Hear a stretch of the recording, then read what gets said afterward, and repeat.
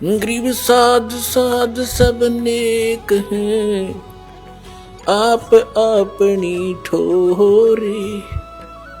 जो सतलोक ले जावेंगे वो साधु कोई और।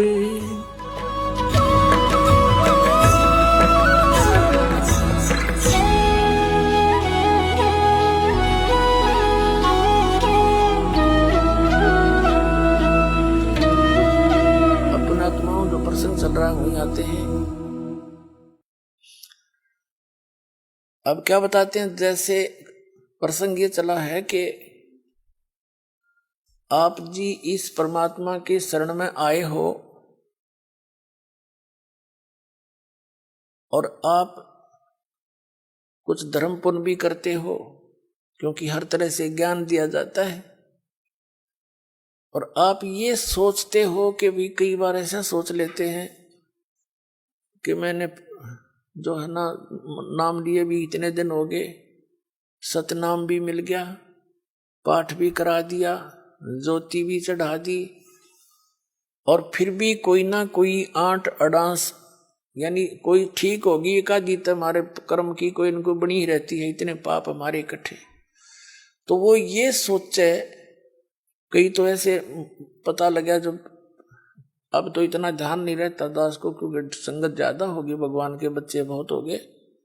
पहले 100-200 भगत थे शुरू में, और उनको इतने सुख दिए परमात्मा ने, अपने मुंह से बताया करते, उनकी जीभ का जुबान का थूक सूख जाता था सुख बताते बताते।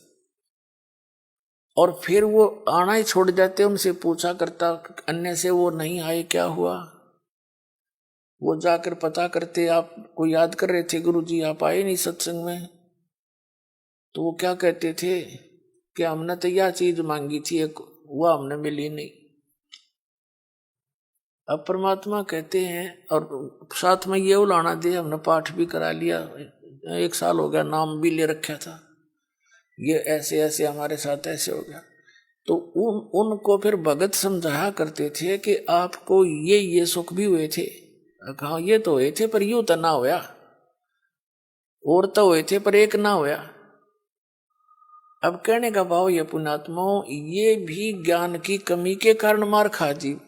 तो दास की चेष्टा ये रहती है कि आपको अध्यात्म ये संपूर्ण ज्ञान करवाऊं, और संपूर्ण ज्ञान होए बिना आप भक्ति नहीं कर सकते।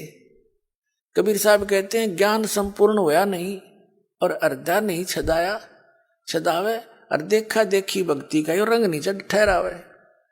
तो जब तक आपके हृदय में जख्म नहीं हो जाएगा कि स्थान के अतिरिक्त कितने ठिकाना नहीं है, और इस भक्ति इस भगवान ऐसा भगवान नहीं, ऐसा ज्ञान नहीं, और यहाँ भी कोई थोड़ी बहुत ठूठा है तो या होने दे फिर इसने।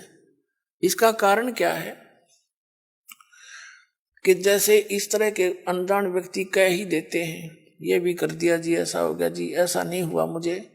तो सुख एक विचार करने की बात है। सर्दी के अंदर, सर्दियों के अंदर आप दिसंबर जनवरी के महीने में आपने स्वेटर पहन रखी है, जर्सी पहन रखी है, और फिर भी सर्दी लग रही है आपको, तो उसका क्या विकल्प है? क्या समझदार व्यक्ति होगा, क्या वो उस जर्सी ने भी उतार कर धर देगा?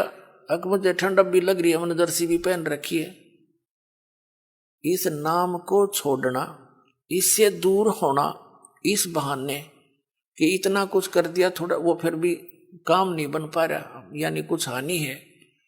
तो पुण्यात्माओं, जितना वो जर्सी का काम था इतना प्रोटेक्शन वह आपका कर रही थी, अरे इसने उतार देगा तो नमूनिया होगा, होता के समझदारी करोगे।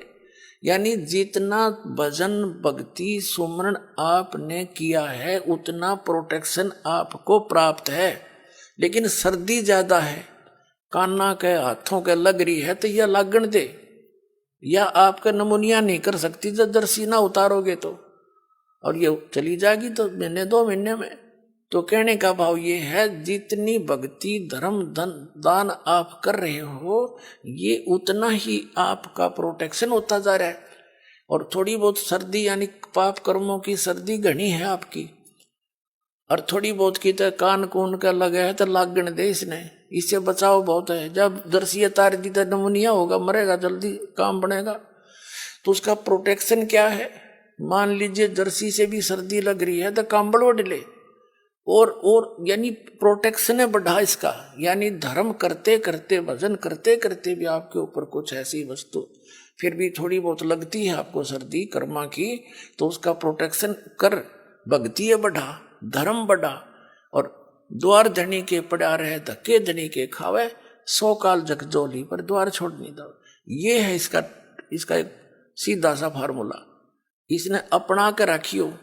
ये आपको जो है कि वो इंस्ट्रक्शन दी जाती है सत्संग में, कहीं मार ना खा जाओ। तो इस प्रकार आप सोच विचार से चलोगे। कैसे? जैसे गीता अध्याय नंबर 7 के श्लोक नंबर 29 में क्या बताया है कि जरा मरण मोक्षाय यतन्ति ते ब्रह्म मामाश्रित यतन्ति ये ते ब्रह्म विदु ते ब्रह्म तत्व विदु और कृष्णम अध्यात्म कर्म च अखिलम।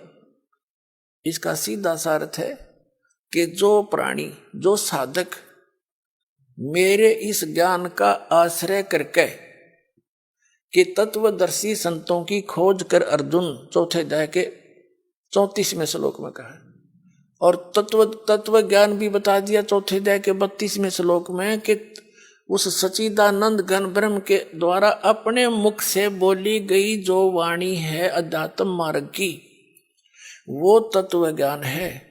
उसको उसमें विस्तार के साथ सब धार्मिक यज्ञों की, अनुष्ठानों की जानकारी दी गई है, वो तत्व ज्ञान है। चौथे अध्याय के 34वें श्लोक में कहा कि उस तत्व ज्ञान को तू तत्वदर्शी संतों के पास जाकर समझ, उनको दंडवत प्रणाम करने से, यानी आधीनी, सबसे पहले आधीनी होती है भक्ति में। आधीनी नहीं है तो आप भक्त नहीं बन पाओगे। जैसे लड़का, जैसे कोई बच्चा मिलिट्री में भर्ती हो गया तो वहां पर उसको सारे गुर सिखाए जाएंगे युद्ध करने के, आपत्ति में कैसे अपना बचाव करना है, उसके सारे पिट्ठू पैठू लगा के उनकी रिहर्सल कराई जाती है और लंबे पेट पलनियां चलाए जाते हैं कोणियों के ऊपर काफी दूर तक, ताकि संघर्ष करने के योग्य हो जा। और वो बच्चा आके वहां करे नहीं उन क्रियाओं को, तो उनको कौन रखेगा वहां फौज में? बाहर फेंक देंगे। तो यहां आप आए हो, हमने काल के साथ युद्ध करना है, यानी इस अज्ञान के साथ भी और काल के साथ भी। उससे बचने के लिए ये हमारे फॉर्मूले, दंडवत प्रणाम करे, आदि नहीं रहे, बुराई छोड़ दे।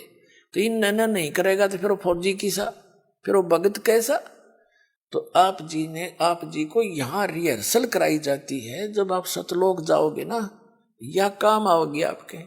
अब आज जैसा भाव आपका इस दास के प्रति है, आपके शरीर छोड़ने के बाद भी वैसा ही रहेगा। स्वभाव तो अंतः सूक्ष्म शरीर में होता है, ये ऊपर का कवर कांचली यहीं रह जाएगी। जैसे सर्प कांचली छोड़ जाता है, ये तो ऐसी छोड़ जाओगे आप। अंदर है ओरिजिनल वस्तु, वो शरीर भी और है। उस शरीर को, जो इसके अंदर शरीर है, इस भक्ति से उसको चार्ज किया जाता है और फिर वो है आपका असली शरीर। कब तक? जब तक सतलोक नहीं जाओगे तो वो शरीर है आपका, वो काम देगा, उसमें भक्ति संग्रहित है। फिर जहां जहां हम जाते जाएंगे उसी स्तर के उस शरीर में, जैसे इस पहले द्वार को हम 10वें द्वार को पार करेंगे तो उसके बाद हमारा दूसरा शरीर ऊपर क्या एक कवर और उतर जाएगा। उसके बाद हम 11वें द्वार को पार करेंगे काल के लोक में, तो वहां एक शरीर का एक आवरण और उतर जाएगा। उस नीचे वाले में दूसरे मंत्र की चार्जिंग रहेगी। फिर हम उससे जाकर के 12वें द्वार को पार करेंगे, तब वो दूसरे मंत्र वाला जो कवर जिससे चार्ज है वो भी वहां भक्ति वहीं रह जाएगी। फिर केवल तीसरे नाम वाला ही वो आत्मा के साथ जागा और सतलोक में जाकर आपको तुरंत उसके ऊपर अन्य शरीर इट इज फिट हो जाएगा, जो वहां के हंसों का होता है।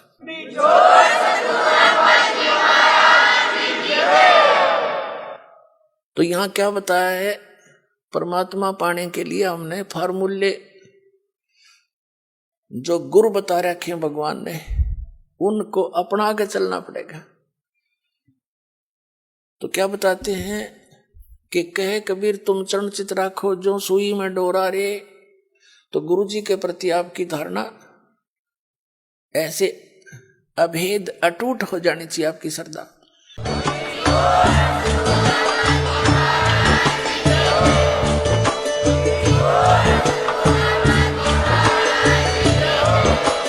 आप सुन रहे थे जगत गुरु तत्वदर्शी संत रामपाल जी महाराज जी के मंगल प्रवचन। अधिक जानकारी के लिए विजिट कीजिए हमारी वेबसाइट www.jagatgururampalji.org। संत रामपाल जी महाराज जी के शुभ आशीर्वाद से पूरे विश्व भर में 500 से भी ज्यादा नाम दीक्षा केंद्र हैं, जिन पर संत रामपाल जी महाराज जी द्वारा ऑनलाइन निशुल्क नाम दीक्षा दी जा रही है। अपने नजदीकी नाम दीक्षा केंद्र का पता करने के लिए संपर्क करें 8222880541।